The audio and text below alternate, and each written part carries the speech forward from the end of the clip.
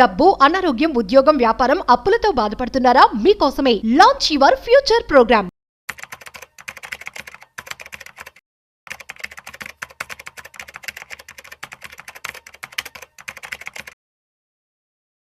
Dividend stocks అంటే ఏంటి, అదేవిధంగా passive income. So dividend stocks and passive income రెండు ఒకటే అంటారా? అండ్ వీటికి సంబంధించినటువంటి డిఫరెన్సెస్ కావచ్చు, అదేవిధంగా డివిడెండ్ స్టాక్స్ ఇన్వెస్ట్మెంట్ చేయడం మంచిదా కాదా, ఈ విషయాలు మనతో చెప్పడానికి ఇవాళ మనతో ఫైనాన్షియల్ ఎక్స్పర్ట్ శ్రీరామచంద్రమూర్తి గారు ఉన్నారు. సో వారి మాటల్లో మరింత సమాచారం అడిగి తెలుసుకుందాం. సో హాయ్, హలో, నమస్తే, వెల్కమ్ టు సుమన్ టీవీ. నేను మీ Rajeev Pasupuleti. So let's start. So hi sir, నమస్తే. నమస్తే అండి. సార్, డివిడెండ్ స్టాక్స్, సో వాటి నేమ్లోనే తెలిసిపోతుంది ఇవి కొంచెం సేఫ్ అని. సో వీటిలో మనం పెట్టుబడి పెట్టచ్చా, పెట్టకూడదా? అంత స్ట్రైట్ గా ఆన్సర్ చెప్పలేను సార్. పెట్టుబడి పెట్టచ్చు. యాక్చువల్గా ఏంటంటే మొత్తం డివిడెండ్ స్టాక్స్ లో అడ్వాంటేజ్ ఉన్నాయి, డిసడ్వాంటేజ్ కూడా ఉన్నాయి. చెప్పండి. సో అడ్వాంటేజెస్ ఏంటంటే ఇప్పుడు ఆ స్టాక్స్ లో పెడితే ఎంతో కొంత మనకి రిటర్న్స్ వస్తాయి. సో అప్పుడు ఏమవుతుందంటే డివిడెండ్ స్టాక్స్ లో మేజర్ ప్రాబ్లం ఏంటంటే ప్రైస్ పెరగదు. ఎందుకంటే ఉన్న ప్రాఫిట్ అంతా కూడా ఈ ఇన్వెస్టర్స్ కి ఇచ్చేయటం వల్ల ఆ కంపెనీ అంటే ఎక్స్పాన్షన్ కి వెళ్ళదు. అసలు డివిడెండ్ ఎందుకు ఇస్తున్నాం, ఫస్ట్ అది అర్థం చేసుకోండి. ఇప్పుడు డివిడెండ్ ఎందుకు ఇస్తామంటే కొంత అమౌంట్ ప్రాఫిట్ లో షేర్ చేయొచ్చు, మిగతా అమౌంట్ ఏం చేయాలంటే కంపెనీ ఎక్స్పాన్షన్ కోసం యూస్ చేసుకొని గ్రోత్ కంపెనీ అవుతుంటే సేల్స్ పెంచుకుంటూ ఉంటే గ్రోత్ అవుతూ ఉంటుంది, షేర్ వాల్యూ పెరుగుతూ ఉంటుంది. బట్ కొన్ని ఇండస్ట్రీస్ కానీ కొన్ని సెక్టర్స్ కానీ ఏమవుతాయంటే పీక్ స్టేజ్ కి వెళ్ళిపోయాక ఇంకా వాళ్ళకి గ్రోత్ కనపడక ఆ క్యాష్ ఏం చేయాలో తెలియక వాళ్ళు ఆ డివిడెండ్ ఇస్తున్నారు. ఓకే. సో ఇప్పుడు అంటే ఇండైరెక్ట్ గా ఏం చెప్తున్నాం, ఇప్పుడు మిమ్మల్ని బిజినెస్ చేయమని డబ్బులు ఇస్తున్నప్పుడు మీరు ఆ డబ్బులు వెనక్కి ఇస్తున్నారంటే మీనింగ్ ఏంటి, మీకు బిజినెస్ చేయడం రావట్లేదు అనగా. అవును, అవును. సో ఇప్పుడు కంపెనీలో యాక్చువల్ గా ఆలోచించాల్సిందంటే ఎందుకు ఇన్వెస్ట్ చేస్తున్నాం మనం, ప్రైస్ గ్రో అవ్వాలి. షేర్స్ ఎప్పుడు పెరుగుతాయి, ఫండమెంటల్ గా కంపెనీ మంచి పొజిషన్ లో ఉండి సేల్స్ పెంచుకుంటూ ఉంటే ఫండమెంటల్ గా ఎక్స్పాన్షన్ అయ్యి గ్రోత్ అవుతుంటే ఆ కంపెనీ షేర్ పెరుగుతూ ఉంటుంది. అవును. ఇప్పుడు డివిడెండ్ మనం డబ్బులు ఇచ్చేది కంపెనీకి ఎందుకని, కంపెనీ ఆ డబ్బులు తీసుకుని పని చేయమని. ప్రాఫిట్ వచ్చింది, ఆ ప్రాఫిట్ ఏం చేయాలి, మళ్ళీ ఎక్స్పాన్షన్ ఇంకెక్కడ ఉంది ఛాన్స్. ఇంకా ఇప్పుడు ఇవాళ స్కై ఈజ్ లిమిటెడ్ కదా ఒక బిజినెస్ కి, వరల్డ్ మొత్తం నువ్వు మనం ఎస్టాబ్లిష్ అవ్వచ్చు.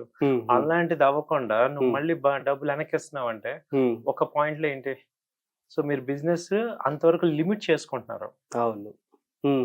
సో లిమిట్ చేసుకోవటం వల్ల మనం ఇప్పుడు ఇదే పాయింట్ ని బజాజ్ ఫైనాన్స్ లాస్ట్ టైం మనం వింటే 20 years బ్యాక్ బజాజ్ ఫైనాన్స్ లో ఇన్వెస్ట్ చేసిన వాళ్ళు ఇవాళ 1 crore అయిపోయింది. 10,000 ఇన్వెస్ట్ చేస్తే 1 crore అయింది. డివిడెండ్ స్టాక్ లో అలా ఉండదు.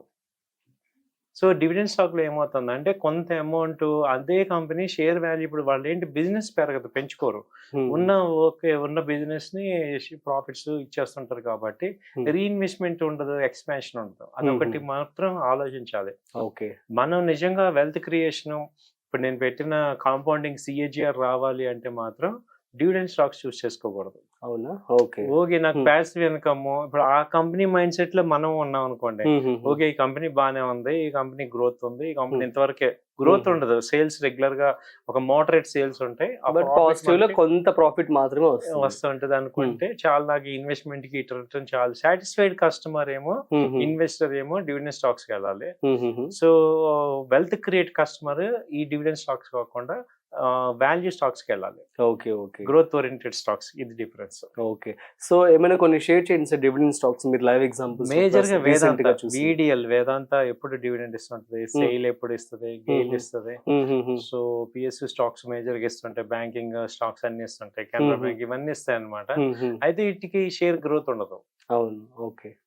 సో ఇప్పుడు ఇప్పుడు గ్రోత్ స్టాక్స్ ఉంటాయి, అవి ఎక్కువ డివిడెండ్ ఇవ్వవు. అవి కూడా ఒక 4-5 చెప్పేసేయండి sir. Growth stock HDFC bank ఉంటుంది, అలాగే ఐటీ కంపెనీలు ఐసిఐసిఐ బ్యాంక్ అని, ఐటీ కంపెనీలు కోఫోర్జ్ అని, తర్వాత హెచ్సిఎల్ టెక్, ఈ కంపెనీలు ఉంటాయి. గ్రోత్ అవుతూ ఉంటాయి, కొంత డివిడెండ్ ఇస్తారు, బట్ కంప్లీట్ డివిడెండ్ లోకి వెళ్ళరు. But company is growing more, share value పెరుగుతుంటుంది. ఎవ్రీ ఇయర్ చూసుకుంటే అట్లీస్ట్ 10-20% గ్రోత్ కనపడుతూ ఉంటుంది. సో ఇప్పుడు మనం ఏం చేయాలంటే మీరు క్యాల్కులేట్ చేసుకోండి వచ్చే డివిడెండ్ ఎంత ఇస్తున్నారు, నెక్స్ట్ ఈ గ్రోత్ షేర్ వాల్యూ ఎంత పెరుగుతుంది, అదొకటి బాగా క్యాల్కులేట్ చేసుకోవాలన్నమాట. Okay, sure. So at the same time వేరే కంపెనీలో గ్రోత్ ఎలా ఉంది, షేర్ ప్రైసెస్ ఎలా పెరుగుతున్నాయి, ఈ రెండు కంపేర్ చేసుకుంటే మీకు అర్థమవుతుంది. ఇప్పుడు ఒక 100 రూపీస్ కంపెనీ 1 ఇయర్‌లో 200 అయింది అనుకోండి. అంటే 100% అయినట్టు కదా! ఎగ్జాక్ట్లీ. అదే 100 రూపీస్ కంపెనీ మీకు ఎవ్రీ క్వార్టర్ వచ్చి 5 రూపీస్ డివిడెండ్ ఇచ్చింది అనుకోండి. అంటే 4 క్వార్టర్‌లో 20 రూపీస్ ఇస్తుంది. సో ఇప్పుడు ఈ రెండిట్లో ఏది బెటర్? సో